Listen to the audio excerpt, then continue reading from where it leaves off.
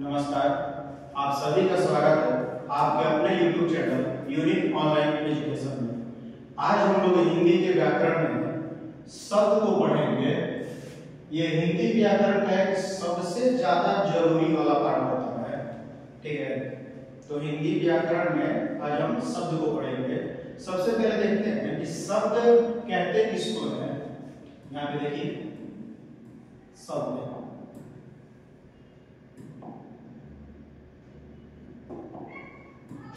तो शब्द होता है वर्णों अथवा ध्वनियों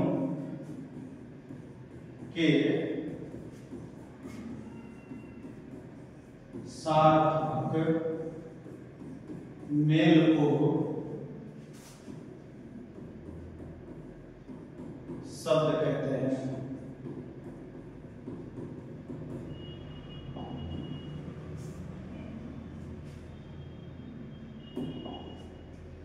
वर्णों अथवा ध्वनियों के सार्थक मेल को शब्द कहते हैं। सबसे पहले शब्द का परिभाषा देख लेते हैं। देखिए शब्द तो दिया गया है वर्णों अथवा ध्वनियों के सार्थक मेल को शब्द कहते हैं, ठीक है। कोई दिक्कत? क्या बोलिएगा कि वर्णों अथवा ध्वनियों के सार्थक मेल को शब्द कहते हैं। ये इसका परिभाषा है, बहुत छोटा सा परिभाषा है। वर्णों अथवा ध्वनियों के सार्थक मेल को शब्द कहते हैं। तो शब्द देखते हैं कैसे होते हैं। जैसे हो गया मैं, तुम,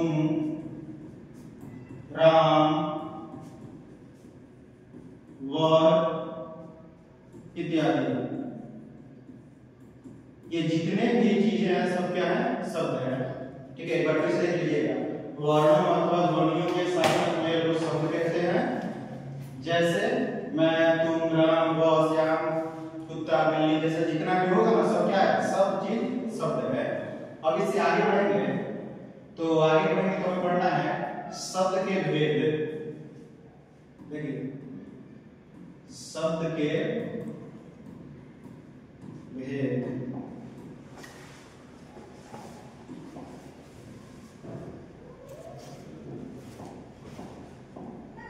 देखिए शब्द के भेद, तो शब्द के भेद मुख्य रूप से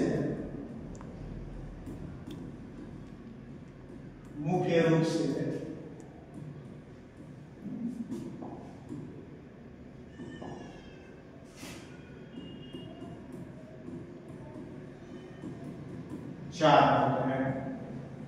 शब्द के भेद मुख्य रूप से चार होते हैं। देखते हैं कौन कौन से आधार पे चार होते हैं, ठीक है। तो यहाँ पे हमारा पहला होता है अर्थ के आधार पर।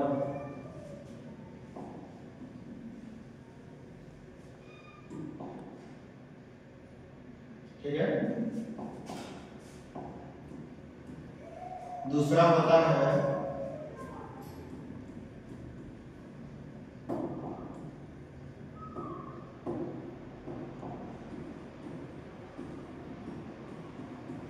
रचना के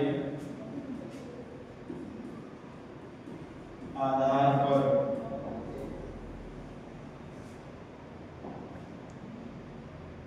ठीक है, देखते चलिएगा। पहला कौन सा? अर्थ के आधार पे, दूसरा रचना के आधार पे। और शब्द के होते कितने हैं? शब्द के चार होते हैं। आगे देखते हैं।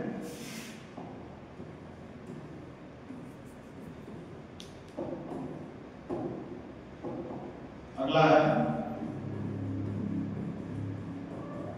उत्पत्ति के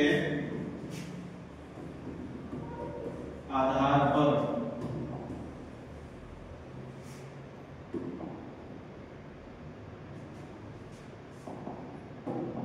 और चौथा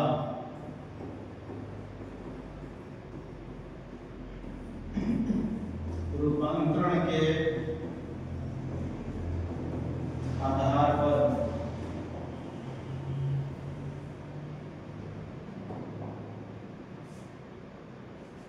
चलिए एक बार फिर से समझते हैं। शब्द वर्णों अथवा ध्वनियों के सार्थक मेल को शब्द कहते हैं। और यहाँ पे है शब्द के भेद, तो शब्द के भेद के आधार 4 होते हैं। ठीक है, शब्द के 4 मुख्य रूप से 4 होते हैं। पहला है अर्थ के आधार पे, दूसरा है रचना के आधार पे, तीसरा है उत्पत्ति के आधार पे, और चौथा है रूपांतरण के आधार पे। ठीक है, फिर से सुनिए। पहला अर्थ के आधार पे, दूसरा है रचना के आधार पे, तीसरा है उत्पत्ति के आधार पे, चौथा है रूपांतरण के आधार पे। ठीक है, कोई दिक्कत? चलिए आगे बढ़ते हैं।